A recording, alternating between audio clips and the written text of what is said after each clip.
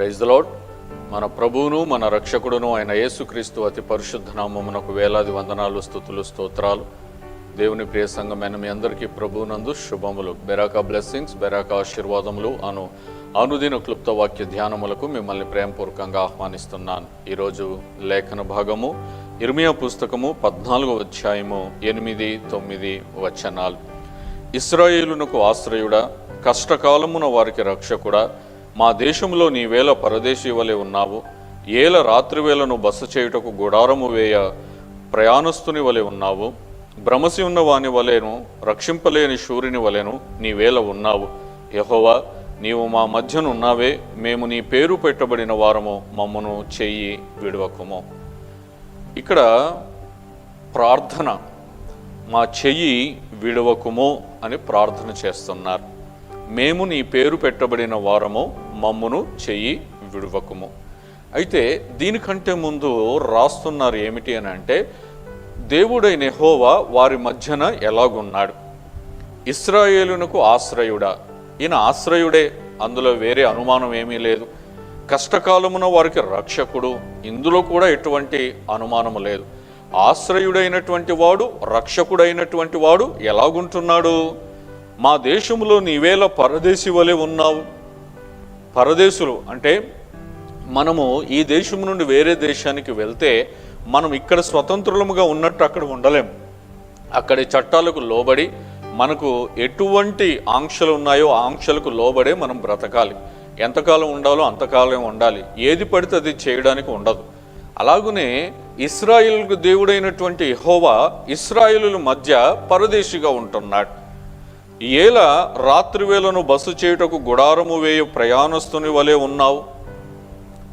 ప్రయాణస్తులు ఏం చేస్తారు అని అంటే, ఆ కాలంలో ఏ రోజు ఏ ప్రయాణం చేస్తున్నప్పుడు ఒకవేళ రాత్రి అవుతే ఆ ప్రాంతంలో గుడారం వేసుకొని బస చేసి మరలా ఉదయం కాగానే అక్కడ నుండి గుడారం తీసుకొని వెళ్ళిపోతారు. ఇప్పుడు ఇశ్రాయేలు దేవుడు వారి మధ్యలో రాత్రిపూట గుడారం వేసి బస చేసేవాడిలాగా ఉన్నాడు. మొదటిది ఎలాగున్నాడు అని అంటే పరదేశిలాగా ఉన్నాడు. రెండవది మరి గుడారము తీసివేసుకుని వెళ్ళిపోయే ప్రయాణస్తుడిలాగా ఉన్నాడు. భ్రమసి ఉన్న వాని వలెను, రక్షింపలేని శూరుని వలెను నీవేళ ఉన్నావు. నువ్వు శూరుడివే కానీ రక్షించలేకపోతున్నావు, రక్షించలేని శూరుని వలె ఉన్నావు. ఇది చాలా విచిత్రంగా ఉంది. భ్రమసి ఉన్న వాని వలె ఉన్నావు అంటే మేము నిన్ను చూస్తూ ఉంటే నీవు భ్రమలో ఉన్నట్టు కనపడుతున్నావు. రక్షింపలేని శూరుడివే కానీ రక్షింపలేని శూరుని వలె ఉంటున్నావు. మమ్మల్ని చెయ్యి విడువకు అని అంటున్నాడు. ఇదంతా దేనికి కారణం అంటే 7వ వచనంలో చెబుతాడు, యెహోవా, మా తిరుగుబాటులు అనేకములు, నీకు విరోధముగా మేము పాపము చేసేతిమి. మా దోషములు మా మీద దోషారోపణ చేయుచున్నవి. నీ నామమును బట్టి నీవే కార్యము జరిగించుము. ఎందుకు ఒక పరదేశిలాగా దేవుడు వారి మధ్యలో ఉన్నాడు? ఎందుకు ఒక ప్రయాణస్తుడి వలె, బస చేయు ప్రయాణస్తుడి వలె ఇశ్రాయేల్ మధ్యలో దేవుడు ఉన్నాడు? ఎందుకు రక్షింపలేని శూరుని వలె ఉన్నాడు అని అంటే, వీళ్ళ తిరుగుబాటులు అనేకం. దేవునికి తిరుగుబాటు చేయుట. తిరుగుబాటు అని అంటే మాట వినకపోవడం. అటు దేవుని మాట వినకపోవడము, దేవుని సేవకుల మాట వినకపోవడము తిరుగుబాటుతనం. ఇశ్రాయేలు ఎన్నో మార్లు తిరుగుబాటు చేశారు. నీకు విరోధముగా మేము పాపము చేసితిమి, మా దోషములు మా మీద దోషారోపణ చేయుచున్నవి అని అంటున్నారు. అంటే ఒప్పుకుంటున్నారు. ఎప్పుడైతే మన పాపములను దేవుని సన్నిధిలో ఒప్పుకుంటామో దేవుడు ఎట్టి పరిస్థితుల్లో నీ చేయి విడవడు. దేవుని ప్రియమైన జనాంగమా, ఈరోజు మీరు ఎటువంటి పరిస్థితుల్లో ఉన్నారో నాకు తెలియదు, కానీ మీరు గనక ఈ ఉదయకాల సమయంలో దేవుని సన్నిధిలోనికి వచ్చి మొదటగా మన పాప క్షమాపణ పొందుకుంటేనే కానీ మనకు ఎప్పటికీ కూడా ఆశీర్వాదము రాదు.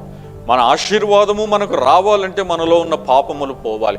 మనలో ఉన్న పాపములు పోవాలంటే మనం ఒప్పుకుంటేనే పోతుంది.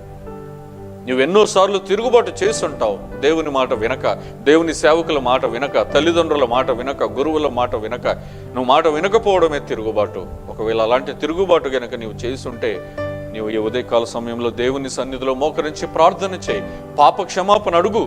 ఆ ప్రభు క్షమించడానికి సిద్ధ మనసు కలిగి ఉన్నాడు. నేను శూరుని వలె రక్షిస్తాడు. నీ మధ్య పరదేశిగా కాదు, నీకు రాజుగా ఉండి నీకు విడుదల దయచేస్తాడు. రక్షించాడు నేరక ఉండడానికి ఆయన హస్తము కురచకాలేదు అని అంటున్నాడు. ఖచ్చితంగా ఆయన రక్షిస్తాడు. మనకు మన దేవునికి మన పాపములే అడ్డుముగా ఉన్నాయి కాబట్టి ఆ పాపం అనే అడ్డుగోడల్ని నువ్వు ఎప్పుడైతే ఒప్పుకొని తీసేస్తావో అప్పుడు ఆశీర్వాదం నీ వెనకాల వస్తుంది.